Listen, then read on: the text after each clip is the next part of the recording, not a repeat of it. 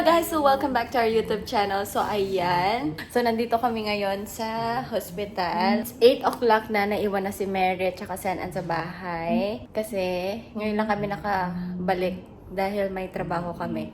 So tingnan mo naman si Jumbar. Nakaano pa siya. Pormadong-pormado. Ayan. So, Tito's duty. Nakahawak ulit ng baby. How does it feel?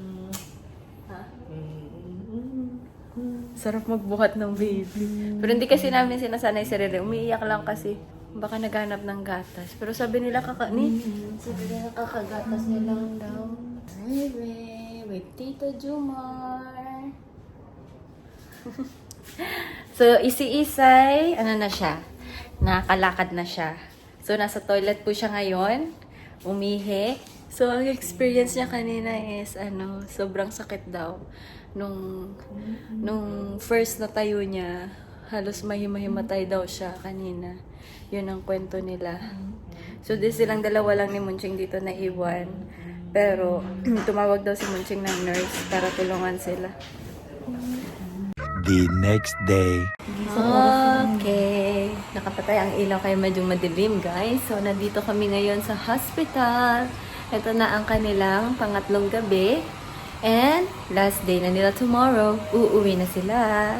Yay! Are you excited to go home? Yes. Si Mary kagabi, tinanong ni Kuya mo. Kahapon, tinanong ni Kuya mo kung kumusta yung araw niya. Kumusta araw niya sa school. Kasi sabi niya, I'm not excited today. Sabi niya. Sabi ni Kuya mo, why? Because I learned now and I'm not good. I'm not good about it. Sabi niya. Nag-ano siya. Dama siya. Tapos, nung pinento ni Kuya mo pa, papawi kayo. Pag uwi ko, tinanong pa siya, what happened to school? How are you? Ganyan niya. Hindi. Sabi ko, how's your day? Sabi niya, in the house or in the school? Sabi niya sa akin. Habang nagpupupo siya. A few moments later. Ayan na po, si Isay. Wala na siyang dextrose. Nakakalakad na siya. Oh, nakabihis ka na din. Nagpalit ka na. Ay, hindi. Ano pa rin yan? Scrub suit pa rin naman pala. May pads na. Nakapans na. Oh. Sayang, hindi nakita yung hindi ko napindot yung camera. Ayan. My baby Ray Ray. Sleeping na. Cute. Gusto niya yung kanta eh. Gusto niya yung white nose. Pero nadidetect yung white nose dito sa Papa Jumar. Thank you, Papa. Pagod na din to eh. Nag-ano pa siya. Meron silang training, basketball training sa school siya kasi isa siya sa mga coach. Basketball coach. Yeah. Hi, Ray. Tomorrow, you were gonna go home na. Ate Mary's excited. Sabi niya, Mama, you were gonna go to the hospital? Are you going to see the doctor? Ay, sabi mo kay Kuya Lulu, papagawa ka ng pizza na kami. Nag-iba na yung mukha na yun. Nag-ano na siya. Kalang.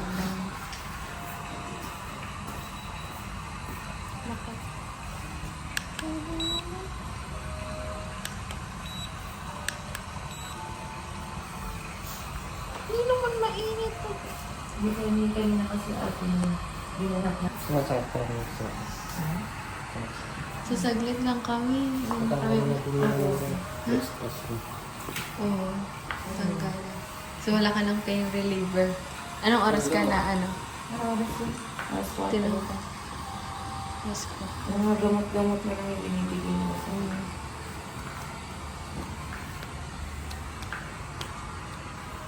Sobrang dami yung gamit. Ano yung mga iuwi namin? Nasaan na? Yan lang yung mga gamit na iba. Iuwi naman na kayo bukas eh. Eto, iuwi na. Parang wala tayong dadalhin bukas para konti na lang yung Mahabol pa ako sa school. Sabi ni teacher, kasi may meeting kami para doon sa AC foam yung pupunta doon. Magligpit na kami kasi dami yung gamit. Para bukas. Ano na lang kami. Kasi may pasok pa ako bukas pero sasamahan ko sila. Babalik ako dito ng after lunch. Susunduin ako ni Monching bukas sa school. Kasi wala silang kasama pag uwi na sila. So, sabi ko, ang plan namin, dapat kasi maaga kami alis. So, dapat babalik ako dito ng madaling araw para mga 8 o'clock uwi na kami. Kasi yun yung paalam ko hanggang 10 ng umaga. Paalam ko sa school. Ngayon, nagbago kasi sabi ng doktor, kailangan pa daw linisin yung sugat ni Isay. Tapos, i-check pa nila yung record niya, ganun. Yung doktor yata dadating ng mga alas 10 siguro, ganun, or 11. So, kailangan nilang hintayin. Kaya change plan kami. Total, sa school, half day lang naman kami. Pero may meeting kasi kami ng hapon. Kaya kailangan ko pa rin bumalik ng school. Mga 2 hours lang yung sinabi ko na yung excuse ko. Nag-excuse ako ng mga 2 hours. Pero depende kung traffic kasi. Hindi naman sila mahigpit. Pero kailangan ko kasing abutan yung meeting para alam ko yung gagawin namin sa Sabado. Kasi magsa-celebrate yung school ng 30th anniversary. So, yun. Alright. So, that's it for now. Because uuwi na kami ni Jomar. Sumaglit lang talaga kami dito kasi dinala namin yung mga damit ni Rere. Kasi pinalitan namin yung sabon, yung detergent niya. So, trinay namin to. Kasi nung daw parang nag-rashes yung katawan niya. So, pero ngayon parang umukay na yung skin niya eh. Parang wala na yung pula-pula din sa mukha. Pero hindi ko alam sa katawan. Parang pa din. Hindi ko alam sa katawan. Sinabi naman ni Monching nag-fade na daw. Nasanay na siguro sa outside world si Rere. No? So, tingnan natin. Baka palitan na lang siguro yung body soap niya. Kasi sabi ni Isay kanina, basta pag after niya mapaliguan, doon lumalabas yung mga pula-pula niya sa katawan. So, try namin palitan. Kasi ito yung sabon na ginagamit niya. This is the one. Yan yung sabon na ginagamit niya. So, baka hindi siya hiyang.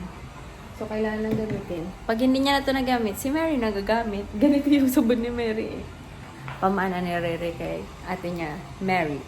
Ray, Mary. Mary Ray. Mary Ray. Mary Ray. Oh. Yun yung pangalan nilang dalawa. Ang yabang nga. Nakakalakot na mag-isa. Kunwari na, charot. Pa-strong? Pa-strong na.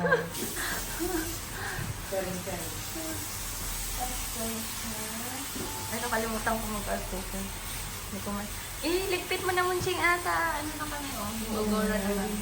Pagdating natin dito bukas, buhatin na lang. Wala nang ligpit-ligpit. Yung damit ni Isa pang uwi niya. Ito isang malita, wala naman lagay mo lagyan lahat yung mga... Yung mga nabili.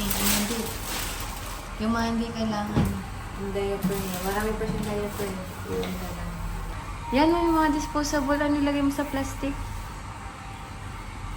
Yung mga juice na hindi naman maubos pa. Parang nagtutubig muna. Ayan na siya. Saan ka pupunta? Mag-a-abroad. Hindi kasama yung diaper. Dito siya pinapaliguan, Papa, Papa. Ay, alam mo ba? Parking ni Kuya VIP. Naka-ano talaga siya, Nila on na jijikwan. Parkingan ba? Parallel parking. Bye!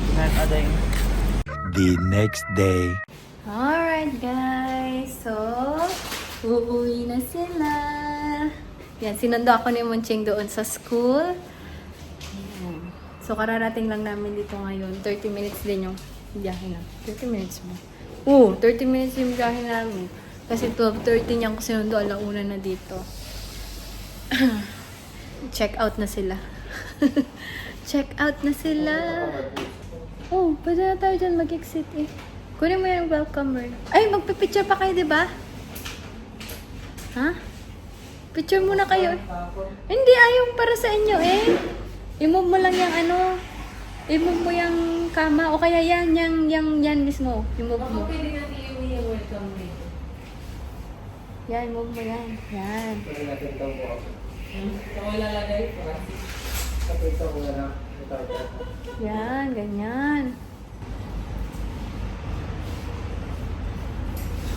Ay, salamat.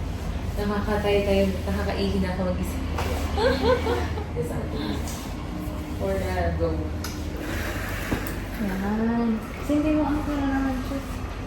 Pwede sa sala. Hindi, layo. Pwede kaya natin yung kunin. Maganda. Para tigil. Doon tayong picture sa bahay. Ito po yung kapapapos. Hindi. Ito ang pwede siguro. Oo, yun yan. Kunin mo na eh. Pwede yan eh. Sa'yo naman yan. Explain. Ayan! Ay, sa bahay. Nag-excuse lang ako sa school. Hi, Hoopcon! Okay. Ganyan na sila eh. Hindi niyo bubuhatin. Hindi mo makita sa picture naman.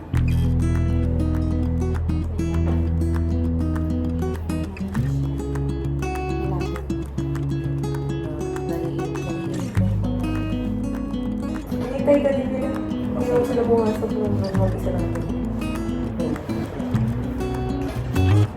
Kailan ba yan natin? Kailan yun ako? Ito yung boto. Okay, ready? Ready? 1, 2, 3, smile!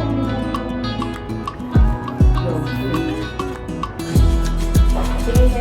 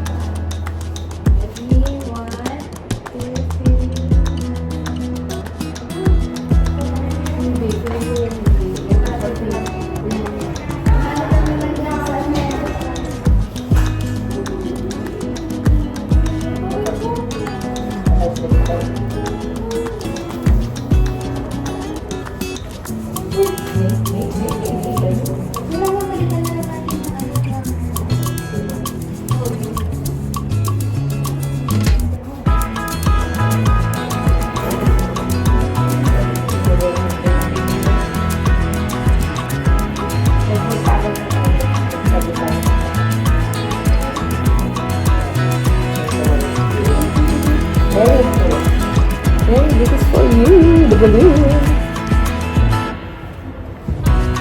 Kita on duty. Ayan pala.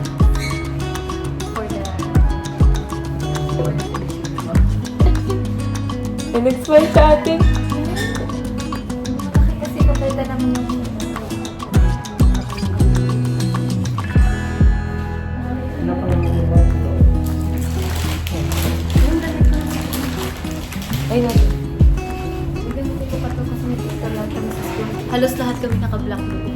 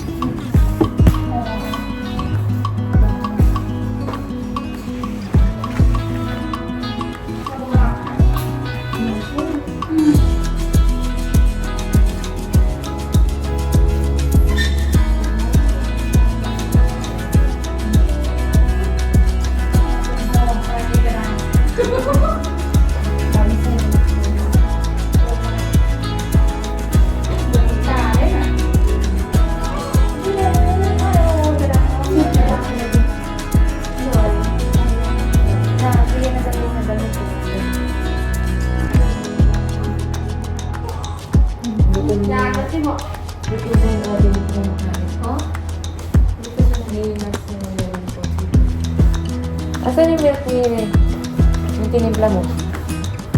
Ito?